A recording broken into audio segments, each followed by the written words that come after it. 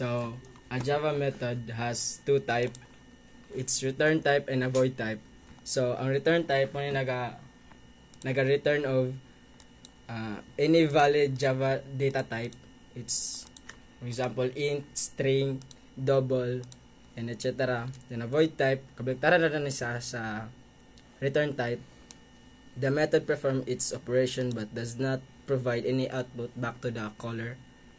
So, mga itong explain ni Lawrence, no, ang void o ang return. So, unahon na to kay ang void. So, nga niyo na siya paghimo, paminaw mo, ana. So, magbutang ta, int x equals to 5. So, atong batong dali kay i-plus na itong duha ka number. Muna to ang first number kay 5. Ang sunod kay 10. So, before na ito ipadayon, paghimo sa taog, method. Yan yung pagbuhat ng method. So, void man tao na. Public, static, void. So, ito yung butang nila signature kay int x ug int y. So, saan mo na ito na si int, ay wait lang. Sam, buta na ito ang yung name kay Sam. So, ang sunod na ni kay kanang i-plus na ito ang doa.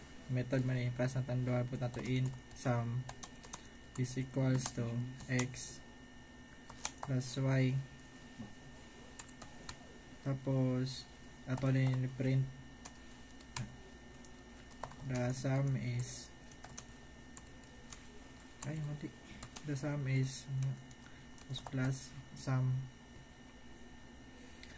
So, para mulabas na yung result, ato na siyang ibutang na to sa main method ang kaning name niya. So, sum x and y. So, muna na siya. So, ang mulabas na kay 5 plus 10. So, muna na ilabas. The sum is 15. So, muna ang void. Nga na, matabo sa void. Ang sa return, nga na return. May na mo. But nga na siya og return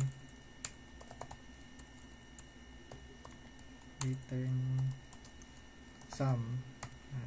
Tapos kaning void, buta na to siya data type na int. So, mulabas ana.